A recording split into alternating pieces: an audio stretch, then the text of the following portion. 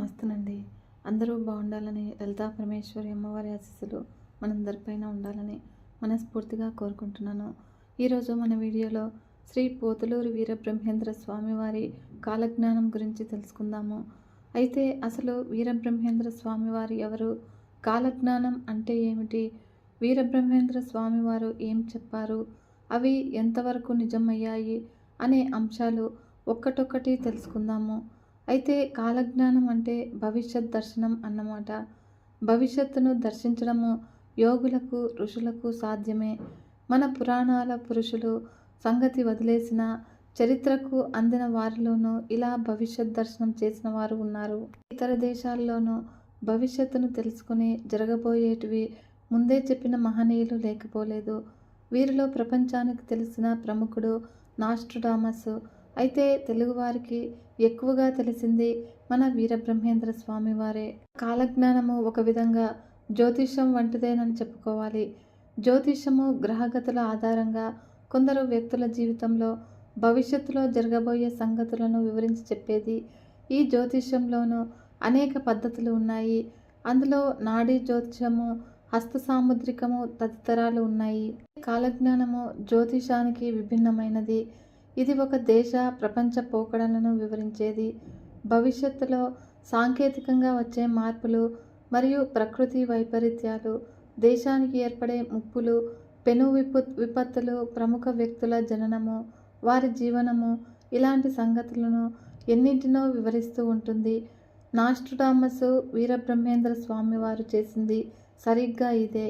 అయితే నాస్ట్రడామస్ చెప్పిన, వీరబ్రహ్మేంద్ర స్వామివారు చెప్పిన వారి జ్యోతిషాల్లో గర్భంగా ఉంటాయి. నాస్ట్రడామస్నే ఉదాహరణగా తీసుకుంటే హిట్లరు, నెపోలియన్ వంటి ప్రముఖుల ప్రస్తావన ఈ నాస్ట్రడామస్ జోస్యంలో కనిపిస్తుంది.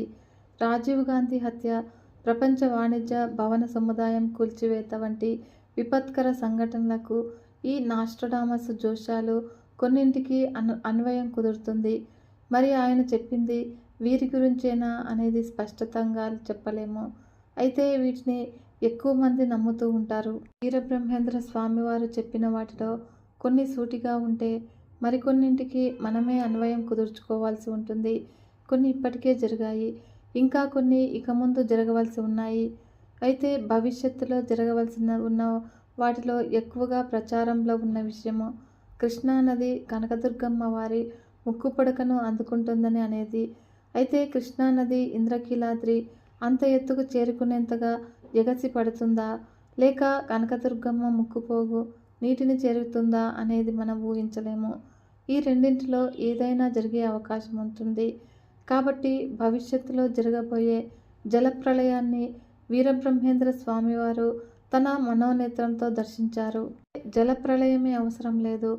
ఏదైనా భూకంపం వంటి ప్రకృతి వైపరీత్యం వల్ల శ్రీశైలం, నాగార్జున సాగర్ ఆనకట్టలకు బీటలు పడితే ఎగసి వచ్చే అపార జలరాశి చాలు. అలాంటి విపత్తు ఎదురైతే కృష్ణానది ఇంద్రకీలాద్రిని తాకే ప్రమాదం ఉంది. ఇక ముక్కుపుడక కృష్ణానదిని చేరుకోవడం అనే విషయాన్ని ఎవరికి తోచినట్లుగా వారు ఊహిస్తూ ఉన్నారు. ఇప్పుడు మనం చూస్తూ ఉన్నటువంటి విపరీత పరిణామాలు, దుర్ఘటనలు, ఆశ్చర్యకర సంఘటనల గురించి వేల సంవత్సరాల కిందటే వివరించినటువంటి మహాజ్ఞాని శ్రీమద్ విరాట్ పోతులూరి వీరబ్రహ్మేంద్ర స్వామివారు. ఆయన కర్నూలు జిల్లాలోని బనగానపల్లెలో జన్మించారు.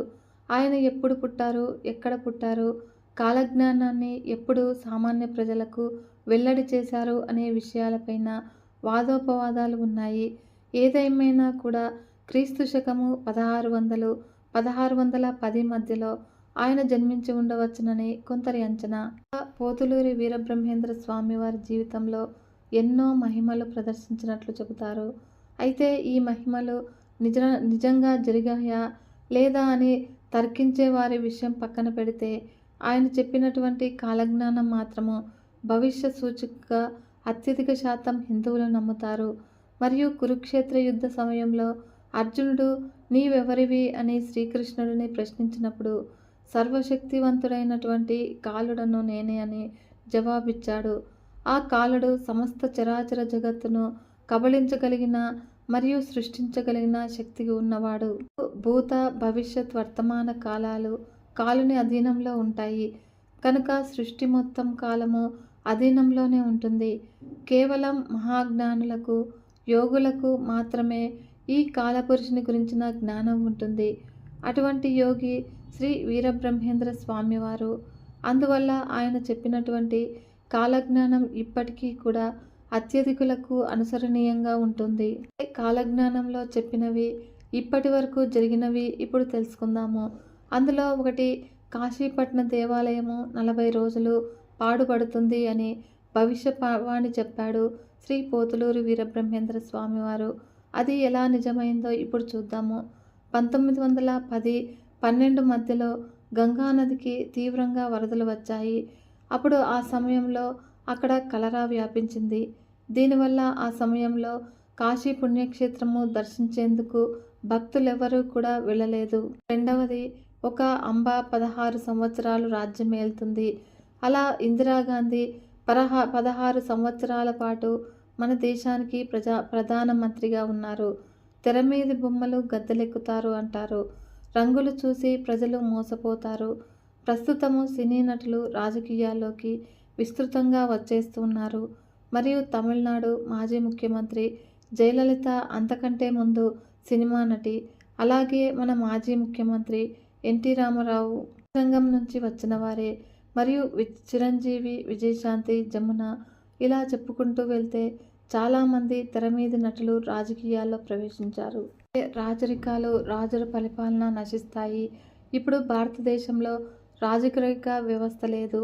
ఆఖరికి జమీందారీ వ్యవస్థ కూడా నశించింది. ఉన్నదల్లా ప్రభుత్వము, మంత్రులును. ఈ మంత్రులు వారసత్వంలాగా రారు. నిరంకుశత్వం ఉండదు. ఎన్నికల్లో ప్రజలు గెలిస్తేనే అధికారంలోనికి వస్తారు. కనుక పోతులూరి వీరబ్రహ్మేంద్ర స్వామివారు చెప్పిన మాట అక్షరాలా నిజమైంది. విచిత్రమైన యంత్రాలు వస్తాయి కానీ చావు పుట్టుకలు మాత్రము కనుగొనలేకపోతారు. సృష్టిని మార్చటానికి ఎన్నో ప్రయత్నాలు చేస్తారు. అన్ని రంగాల్లాగే వైద్య రంగం కూడా బాగా అభివృద్ధి చెందింది. కాలు విరిగితే రాడ్ వేస్తూ ఉన్నారు.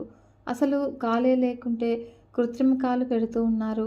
మరియు గుండె మార్పిడి దగ్గర నుంచి ఎన్నో అపురూపమైన శస్త్రచికిత్సలు జరుగుతూ ఉన్నాయి.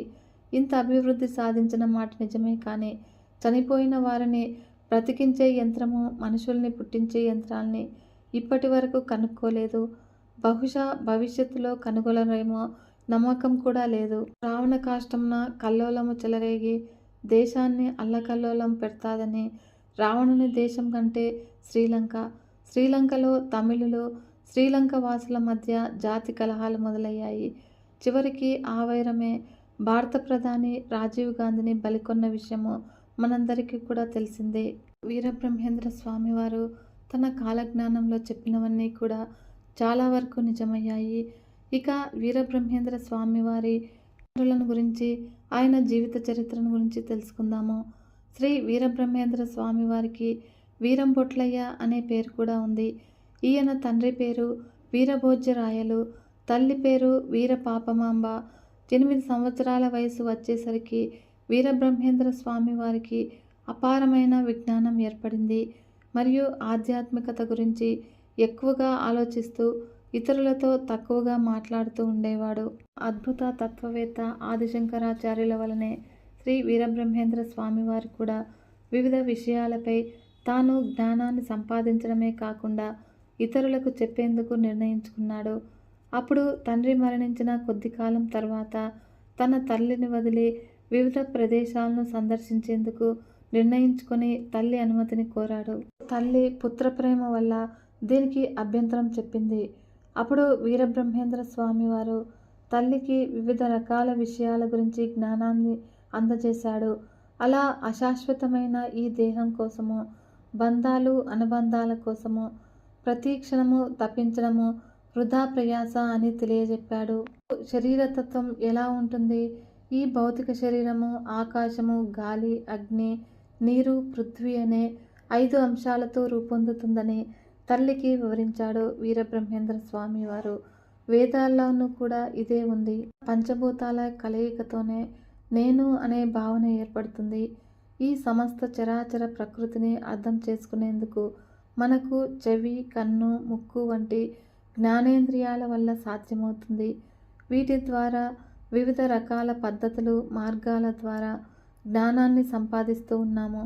అయితే వీటన్నిటినీ సమగ్రంగా అర్థం చేసుకోవడానికి ఉపయోగపడే తత్వమే నేను లేదా అహం అనేది.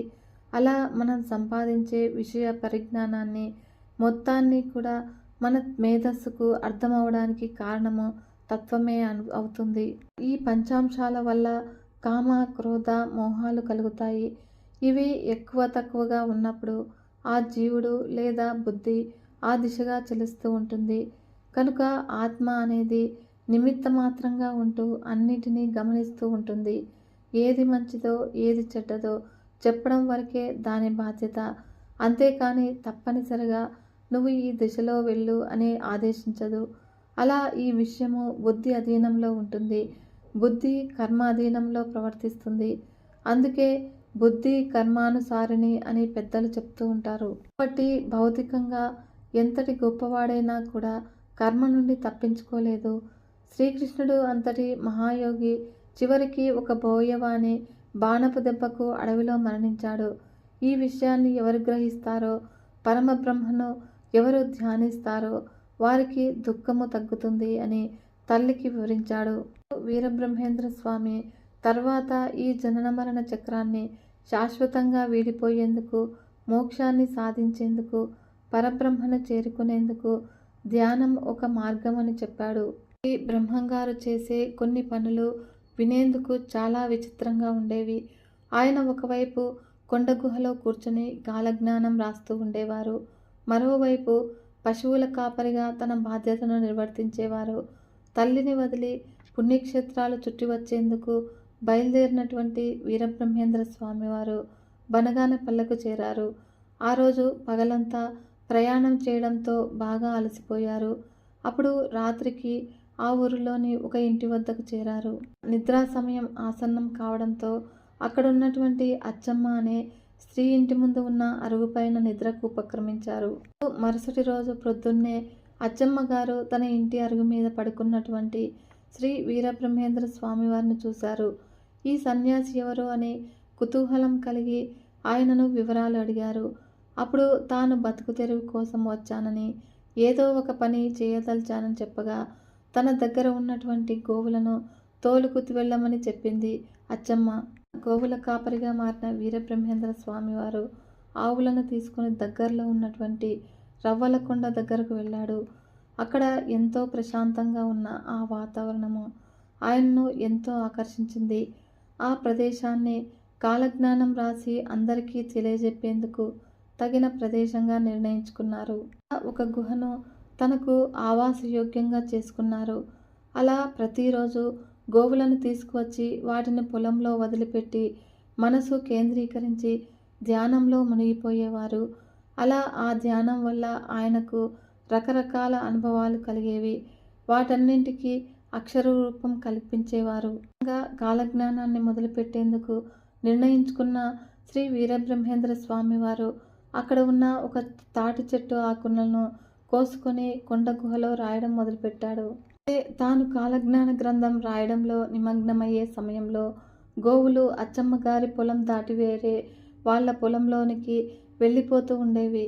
అలా జరగకుండా ఉండేందుకు ఒక పుల్లతో ఆ గోవుల చుట్టూ పెద్ద వలయం గీశాడు. ఈ వలయం దాటి మీరు ఎక్కడికి వెళ్ళవద్దు అని గోవులను ఆదేశించాడు. ఆ తర్వాత ప్రశాంతంగా తన కాలజ్ఞానాన్ని కొనసాగించారు. వీరబ్రహ్మేంద్ర స్వామివారు తన కాలజ్ఞానాన్ని ఒకేసారి చెప్పలేదు. రకరకాల సందర్భాల్లో వేరువేరు వ్యక్తులకు తెలియజెప్పారు. అంతేకాకుండా చాలా భాగాన్ని ఒకచోట పాతిపెట్టారు. ఆ తర్వాత దానిపైన చింత చెట్టు మొలిచింది.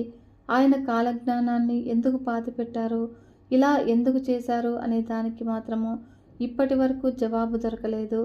ఒకరోజు మామూలుగా తన విధి నెరవేర్చేందుకు పశువులను తోలుకొని కొండకు బయలుదేరారు వీరబ్రహ్మేంద్ర స్వామి. యథాప్రకారము గోవుల చుట్టూ ఒక వలయం గీసి కాలజ్ఞానం రాసుకునేందుకు తాటి ఆకులు, చెట్లు, ముళ్ళు కోసుకొని కొండ గుహలోకి వెళ్ళిపోయారు వీరబ్రహ్మేంద్ర స్వామివారు. అప్పుడు ఆయనను అనుసరిస్తూ వచ్చిన అచ్చమ్మ ఇదంతా చూసి ఒక అద్భుతాన్ని చూసిన విధంగా ఆశ్చర్యంలో మునిగిపోయింది. తన దగ్గర గోవుల కాపరిగా పనిచేస్తూ ఉన్నటువంటి వీరబ్రహ్మేంద్ర స్వామి వారు ఒక జ్ఞాని అని అప్పుడు తెలుసుకోగలిగింది అచ్చమ్మ. కానీ గుహలోకి వెళ్ళి ఆయనతో మాట్లాడడానికి భయపడింది. తపస్సు చేస్తూ ఉన్న మాదిరిగా కాలజ్ఞానాన్ని రాస్తూ ఉన్నటువంటి బ్రహ్మంగారి ఏకాగ్రతను భగ్నం చేసేందుకు ఆవిడ భయపడింది. అప్పటికే ఆయనతో ఏమీ మాట్లాడకుండా ఇంటికి తిరిగి వెళ్ళిపోయింది.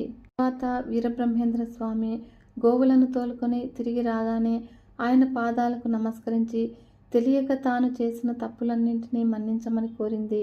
వీరబ్రహ్మేంద్ర స్వామి వారు అన్నారు, నాకు దూషణ అయినా భూషణ అయినా ఒక్కటే, నీవైనా తల్లి అయినా ఒక్కటే, ఈ ప్రపంచంలోని జీవులన్నీ కూడా నాకు సమానమే అని చెప్పిన బ్రహ్మంగారికి తనకు జ్ఞానోపదేశం కలిగించమని కోరింది అచ్చమ్మ. ఆ పని ప్రస్తుతం చేసేందుకు వీలు లేదని, సమయం వచ్చినప్పుడు యాగంటి అనే పుణ్యక్షేత్రంలో జ్ఞానోపదేశం చేయగలనని చెప్పారు వీరబ్రహ్మేంద్ర స్వామి.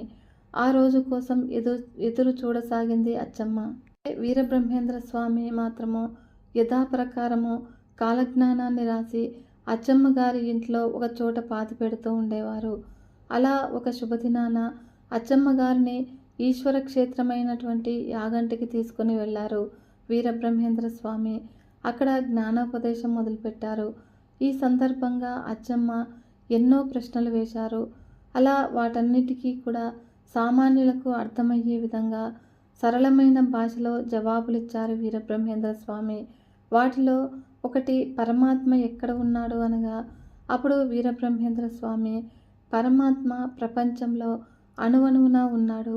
ఈ పశువులలో, నీలో, నాలో, కీటకాలలో అన్నింటిలోనూ ఆయన నివాసం ఉంటుంది అని చెప్పగానే అచ్చమ్మ ఇంకొక దేహాన్ని వెలిపుచ్చింది. అది ఏంటి అంటే, దేవుని తెలుసుకోవడం ఎలా అనగడగ్గా, దేవుని తెలుసుకోవడానికి చాలా మార్గాలు ఉన్నప్పటికీ భక్తి, ధ్యానము శ్రేష్టమైనవి. భక్తి మార్గం అంటే కేవలం భగవంతుని ధ్యానిస్తూ జీవితాన్ని గడపడమే. దీన్నే భక్తి యోగం అని కూడా అంటారు. కనుక ధ్యాన యోగం అంటే ప్రాణాయామం ద్వారా ఈ సృష్టిని ప్రారంభించిన బ్రహ్మను తెలుసుకోవడమే. కనుక దేవుని ఏ రూపంలో మనం చూడగలము? లేక పురుషుడా అనడగ్గా పరబ్రహ్మ నిరాకారుడు, నిర్గుణుడు, మనం ఏ విధంగానూ నిర్వచించలేము అని ఈ విధంగా అచ్చమ్మ గారి సందేహాలను తీర్చిన తర్వాత ఆమెకు కొన్ని మంత్రాలను ఉపదేశించారు వీరబ్రహ్మేంద్ర స్వామి. వీటిని ఏకాగ్ర చిత్తంతో జపిస్తూ ఉండమని చెప్పారు. తర్వాత కాలజ్ఞానం గురించి వివరించడం మొదలుపెట్టారు. వీరబ్రహ్మేంద్ర స్వామి వారు తన బోధనలను వివరిస్తూ క్షీణించిపోతూ ఉన్నటువంటి ధర్మాన్ని కాపాడి పాపాత్మలను శిక్షించేందుకు నేను 5000 ఏళ్ల తర్వాత వీరభోగ వసంతరాయలుగా తిరిగి అవతరిస్తాను. అప్పుడు నా భక్తులందరూ కూడా తిరిగి నన్ను చేరుకుంటారు. దీనికి ఇంకా చాలా సమయం ఉంది, 100 ఏళ్ళు జరగాల్సి ఉంది చెప్పి విజయనగరము కొన్నాళ్ళు అత్యంత వైభవంగా వెలుగొందుతుంది. ఆ తర్వాత ప్రాభవం కోల్పోయి నాశనమైపోతుంది. ఇది ఒక చారిత్రక వాస్తవము. శ్రీకృష్ణదేవరాయల తర్వాత విజయనగర సామ్రాజ్యంలో అంతఃకలహాలు ఏర్పడి అసమర్థులు భోగలాలసులై చక్రవర్తుల నేతలుగా మారారు. మరోవైపు మహమ్మదీయుల దండయాత్రల వల్ల ఆ మహాసామ్రాజ్యము బలహీనమవడం ప్రారంభించింది.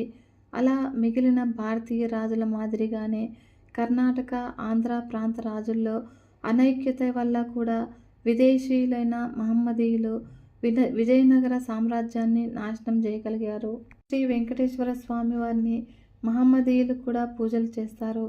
వెంకటేశ్వరునికి మహమ్మదీయ వనిత బీబీ నాంచారి భార్య అనే విషయం అందరికీ తెలిసిందే. కాబట్టి బీబీ నాంచారిని మహమ్మదీయులు పూజిస్తారు.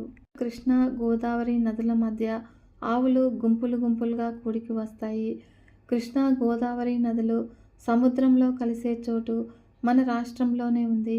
గతంలో కృష్ణా జిల్లాలో వచ్చిన తుఫానుల వల్ల వేల సంఖ్యలో పశువులు మృతి చెందిన విషయం మనందరికీ తెలిసిందే. తూర్పున పడమర వరకు ఆకాశంలో యోజన ప్రయాణం వెడల్పుగా చీరకట్టినట్లుగా కనబడుతూ ఉంది. ఇది కూడా అణ్వస్త్రాల వల్ల కలిగే ఫలితమే. అణుబాంబు వల్ల పుట్టే ఎర్రని మంటలు ఆకాశాన్ని కప్పివేసినట్లు కనబడ్డాయి. వీరబ్రహ్మేంద్ర స్వామి అచ్చమ్మకు కాలజ్ఞానం ఉపదేశించారు.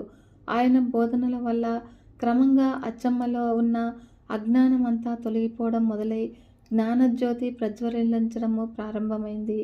ఆ విధంగా అచ్చమ్మ గారి ద్వారా క్రమంగా బ్రహ్మంగారి గురించి అందరికీ తెలిసింది. అలా ఆయనకు ఒక శిష్యగణం తయారైంది. తన శిష్యులకు, భక్తులకు జ్ఞానబోధ చేస్తూ కాలం గడపడం మొదలుపెట్టారు బ్రహ్మంగారు. అచ్చమ్మ కుమారుడికి దృష్టిని ప్రసాదించడము. అచ్చమ్మకు ఒక కుమారుడు ఉండేవాడు. అతడి పేరు బ్రహ్మానందరెడ్డి. అతనికి అంధత్వం ఉండేది. ఎంతమంది వైద్యులను సంప్రదించినా కూడా అతనికి ఇక చూపు రాదని తేల్చి చెప్పేసేవారు. అలా అచ్చమ్మ బ్రహ్మంగారికి తన కుమారుడి విషయం చెప్పింది. అప్పుడు అతనికి పూర్వజన్మ కర్మం వల్ల చూపు పోయిందని ఆయన చెప్పారు. అప్పుడు దృష్టి తెప్పించమని అచ్చమ్మ అడగ్గా తగిన సమయంలో ఆ పని చేస్తానని, అప్పటి వరకు ఓపిక పట్టమని బ్రహ్మంగారు సూచించారు. ఒకసారి అన్నాజయ్య అనే దైవభక్తిపరుడు బ్రహ్మంగారి మఠానికి వచ్చారు. ఆయనకి తన కాలజ్ఞానం వివరించాలని నిర్ణయించుకున్నారు. ఇది పూర్తయిన తర్వాత బ్రహ్మంగారు అచ్చమ్మను పిలిచారు. తల్లి, నీ కుమారుడు గత జన్మలో ఓ మహిళ దృష్టి కోల్పోవడానికి కారకుడయ్యాడు.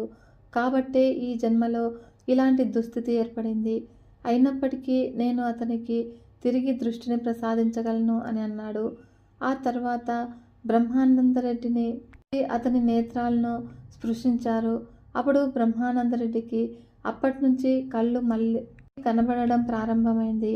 అన్నాజయ్యకు చెప్పిన కాలజ్ఞానంలో ఈ కాలజ్ఞానంలోని కొన్ని సంఘటనలు గతంలో అచ్చమ్మకు చెప్పినట్లుగానే కనబడుతూ ఉన్నాయి. ఎంతోమంది మార్పులం ఉన్న రాజులు కూడా సర్వనాశనమైపోతారు. గ్రామాల్లో చోరులు పెరిగిపోతారు. అలా గతంలో జరిగిన యుద్ధాల్లో ఈ పరిణామం సంభవించింది. శ్రీకృష్ణుని నిర్యాయమును జరగబోయే ముందు కూడా జరిగినది ఇదే కదా. అర్జునుడు యాదవ స్త్రీలను తీసుకుని వస్తూ ఉంటే దారిలో చోరులు అర్జునుడి మీద, అతని సైన్యం మీద దాడి చేస్తారు. అలా వారి మీద తన మహాస్త్రాలను ప్రయోగించదలుచుకున్నప్పటికీ ఒక అస్త్రం కూడా గుర్తుకు రాక నిస్సహాయకుడై నిలబడిపోతాడు అర్జునుడు. అదంతా కూడా కలియుగ ప్రభావమే అని చెప్పాడు వ్యాసుడు. పిడుగులు పడి నదులు ఇంకిపోతాయని, ఉల్కల వల్ల ఈ పరిణామం సంభవించవచ్చునని కొందరి అభిప్రాయము. అయితే ఉల్కలు పడిన సమయంలో పిడుగు వంటి శబ్దాలు వస్తాయి. ఉల్కాపాతం వల్లే ఒకప్పుడు ఈ భూమి మీద తిరుగాడినటువంటి మహాకాయులైన సర్లు తుడిచిపెట్టుకుపోయాయి. చిన్న పిడుగు పడితేనో ఎంతోమంది మనుషులు మరణిస్తూ ఉన్నారు. అలాంటిది ఉల్క పడితే ఏ ప్రమాదమైనా సంభవించవచ్చును. మరియు విచిత్రమైన వ్యాధులు పుట్టి కూర్చున్నవారు కూర్చున్నట్లుగా, నిల్చున్నవారు నిల్చున్నట్లుగా హతమారిపోయారు. రాత్రింబవళ్ళు గద్దలు గుంపులుగా కూడి అరుస్తూ ఉంటాయి. నీటి యందు చేపలు తాము చచ్చుతామని తలచి బయటకు వస్తాయి. మరియు పర్వతానికి ఒక ముసలి వస్తుంది. అది 8 రోజులు ఉండి భ్రమరాంబ గుడిలో దూరి మేకపోతు వలె అర్చి మాయమవుతుంది. శ్రీశైల శిఖరాన అగ్నివర్షం పడుతుంది. నందీశ్వరుడు రంకెలు వేస్తాడు. కనకనమని కాలు దువ్వుతాడు. మరియు సూర్యమండలం నుంచి మాటల రూపంలో శబ్దం వినబడుతుంది. ఇది పురాణాల్లో ఉంది. అశరీరవాణి తరచుగా సత్య నిర్ధారణ చేయడం ఎన్నో సందర్భాల్లో మనం పురాణాలు, ఇతిహాసాల్లో కూడా చదువుకున్నాం కదా. బహుశా అప్పుడు చెప్పిన అశరీరవాణి ఇదే కావచ్చు. విషవాయువు కొట్టినప్పుడు శివుని కంట నీరు నిండుతుంది. మధ్యప్రదేశ్లోని భోపాల్లో జరిగిన విషవాయువు లీకేజ్ వల్ల వేలాది మంది ప్రజలు మరణించగా లక్షలాది మందికి అనేక రుగ్మతలు కలిగాయి. ఆ దుర్ఘటన బాధితులకు ఇప్పటికీ కూడా పూర్తి స్థాయిలో న్యాయం జరగలేదు. బ్రహ్మంగారు గ్రామాల్లో, పట్టణాల్లో నెత్తుటి వాన కురుస్తుంది అని చెప్పారు. అలా రక్తం మాదిరిగా ఎరుపు రంగులో వానలు పడటం కొన్ని ప్రాంతాల్లోని ప్రజలు చూశారు. వివిధ రసాయనాలు, వాతావరణ కాలుష్యం కారణంగా ఎరుపు రంగు వర్షం పడుతుందని శాస్త్రజ్ఞులు నిర్ధారించారు. మరియు సూర్యుడు, చంద్రుడు ఉన్నంత వరకు నా మఠానికి పూజలు జరుగుతూనే ఉంటాయి. నా మఠానికి ఈశాన్యం వైపు ఒక చిన్నదానికి చిన్నవాడు పుడతాడు అని, అతడు నేనే, భగవంతుడను, నన్ను పూజించండి అని పలుకుతాడు. నెల్లూరు సీమ మొత్తము కూడా నీట మునిగి ఉంటుంది. తుఫాను సమయంలో నెల్లూరు మొత్తము జలమయం అవటము అనేక సంవత్సరాలుగా మనకు తెలుసు కదా. మరియు నవాబు కాలజ్ఞానం వినిపించిన శ్రీ వీరబ్రహ్మేంద్ర స్వామివారు జ్ఞానం గురించి, మహిమల గురించి బనగానపల్లె నవాబు విన్నాడు. అతనికి నమ్మకం కలగలేదు. అందులో ఎంత నిజం ఉందో తెలుసుకోవాలి అని అనుకున్నాడు. అప్పుడు పోతులూరి వీరబ్రహ్మేంద్ర స్వామివారు చెప్పేవి సత్యాలో కాదో తేల్చుకోవాలని నిర్ణయించుకున్నాక తన భటుల చేత బ్రహ్మంగారిని పిలిపించాడు. అప్పుడు ఆయనకు ఎదురు వెళ్ళి నమస్కారం చేసి స్వాగతం పలికాడు. ఆ తర్వాత ఆయనను ఒక ఆసనంపై కూర్చోబెట్టారు.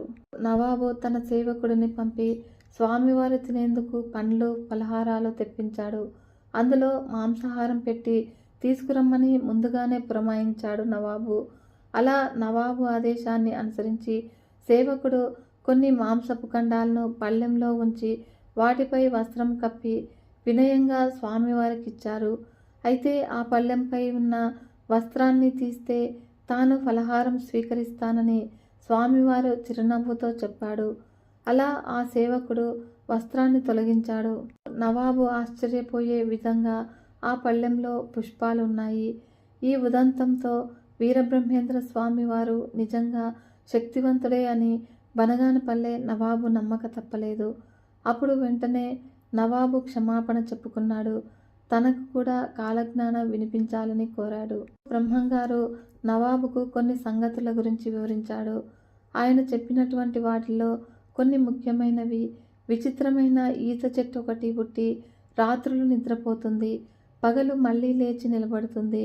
ఇలా 8 సంవత్సరాలు జరిగిన తర్వాత ఆ చెట్టు నశిస్తుంది. ఇది మొదలు దేశంలో తీవ్రమైన కరువు ఏర్పడుతుంది అని. ఈ విషయం యథార్థంగా జరిగింది.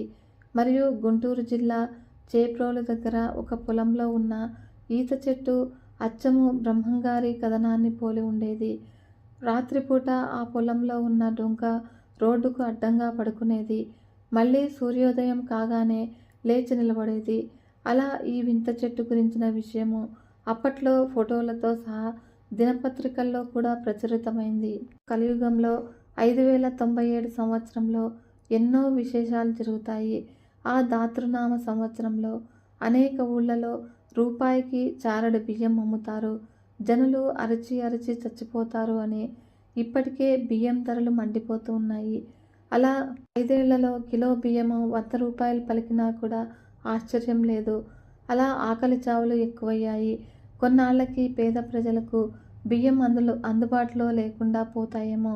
కాబట్టి బ్రహ్మంగారు తాను చెప్పినవన్నీ కూడా నిజాయితీతో, నిర్భీతితో చెప్పారు. అప్పుడు నవాబు గారు సంతోషపెట్టేందుకు కాకుండా తనకు ఏది నిజంగా అనిపించిందో దాని గురించే చెప్పుకుంటూ వచ్చారు. దానికి ఎన్నో ఉదాహరణలు ఉన్నా ఈ కింద చెప్పబడినవి అర్థమవుతుంది. 1000 సంవత్సరాలకి వచ్చేసరికి గరిమిరెడ్డి అచ్చమ్మ వంశంలో ఎవరూ కూడా మిగలరు. ఈ వంశానికి ఉన్న ఆస్తి అయిన గోవుల మందలో ఒక్క గోవు కూడా మిగలదు అని. బనగానపల్లె నవాబు పరిపాలన క్రమంగా నాశనమవుతుంది. అతనికి వచ్చే ఆదాయం కూడా క్షీణిస్తుంది అని బ్రహ్మంగారు కాలజ్ఞానం చెప్పడము పూర్తయిన తర్వాత ఆయనకు 70 ఎకరాల భూమిని తన కానుకగా ఇచ్చాడు నవాబు. తన మఠానికి తిరిగి వచ్చిన తర్వాత బ్రహ్మంగారు మరలా తన భక్తులకు జ్ఞానబోధ చేస్తూ కాలం గడపసాగారు. దేశాటనకు బయలుదేరిన బ్రహ్మంగారికి 1 సంవత్సరం గడిచిన తర్వాత దేశంలో పర్యటించి రావాలి అనే కోరిక పుట్టింది. అప్పుడు తన కోరికను భక్తులు, శిష్యులకు చెప్పారు. అయితే వారెవరూ కూడా దీనికి ఒప్పుకోలేదు. కానీ అదంతా కూడా ఆ సర్వేశ్వరుని నిర్ణయం ప్రకారమే జరుగుతుంది అని, తన ప్రకటనను ఆపేందుకు ఎవ్వరూ ప్రయత్నించరాదని నచ్చచెప్పారు స్వామివారు. ఆ తర్వాత కడప జిల్లాకు ప్రయాణమయ్యారు. ఆ జిల్లాలో తిరుగుతూ కందిమల్లాయపల్లె చేరుకున్నారు. ఆ ఊరు ఆయనకు బాగా నచ్చడంతో అక్కడే నివాసం ఏర్పరచుకున్నారు. అక్కడ ఆయన ఒక మారుమూల వడ్రంగి మాదిరిగా జీవించడము మొదలుపెట్టారు. అట్లా తన గురించి ఎప్పుడూ ఎవరికీ కూడా చెప్పుకోలేదు. ఇదిలా ఉంటే ఆ ఊరిలో ఒక అమ్మవారి గుడి ఉంది. ఆ గుడిలో ప్రతి సంవత్సరము కూడా వేలాది రూపాయల ఖర్చుతో జాతర జరగడము ఆనవాయితీగా వస్తుంది. దీనికోసం ఊళ్ళలో ఉన్న వారందరూ కూడా చందాలు వేసుకునేవారు. అయితే ఆ ఊరి పెద్దలు వడ్రంగి పనిచేసే బ్రహ్మంగారి వద్దకు వచ్చి అమ్మవారి జాతరకు చందా ఇవ్వమని కోరాడు. అప్పుడు తాను పేదవాడినని, తానేమీ ఇవ్వలేనని చెప్పారు ఆయన. పెద్దలు ఆయనను ఎగతాళి చేశారు. అప్పుడు తప్పని పరిస్థితుల్లో తాను జాతరకు ఏదో ఒకటి ఇవ్వగలనని, కానీ అందుకోసము అమ్మవారి గుడి దగ్గరకు పెద్దలందరూ రావాలని చెప్పారు బ్రహ్మంగారు. అలా ఆ మాటల ప్రకారము అందరూ కలిసి ఆ ఊరి దేవత గుడి దగ్గరకు వెళ్ళారు. గుడి బయట నిలబడిన బ్రహ్మంగారు ఒక చుట్ట తీసుకుని గుడిలోని అమ్మవారిని ఉద్దేశించి నిప్పు తీసుకురా అని కోరారు. అప్పుడు వెంటనే అమ్మవారు అదృశ్య రూపంలో ఒక మూకుడులో నిప్పు తీసుకొని వచ్చి వీరబ్రహ్మేంద్ర స్వామి వారికి ఇచ్చింది. అక్కడ ఉన్న వారందరూ కూడా ఆశ్చర్యంలో మునిగిపోయారు కదా ఫ్రెండ్స్. మిగతా కథ మీ నెక్స్ట్ వీడియోలో తెలుసుకుందాము. వీడియో మీకు నచ్చినట్లయితే ఒక చిన్న లైక్ చేసి మన ఛానల్ని ఇంతవరకు సబ్స్క్రైబ్ చేసుకోకుంటే సబ్స్క్రైబ్ చేసుకుని సపోర్ట్ ఇవ్వండి ఫ్రెండ్స్. మరొక మంచి వీడియోతో మీ ముందుకు వస్తాను.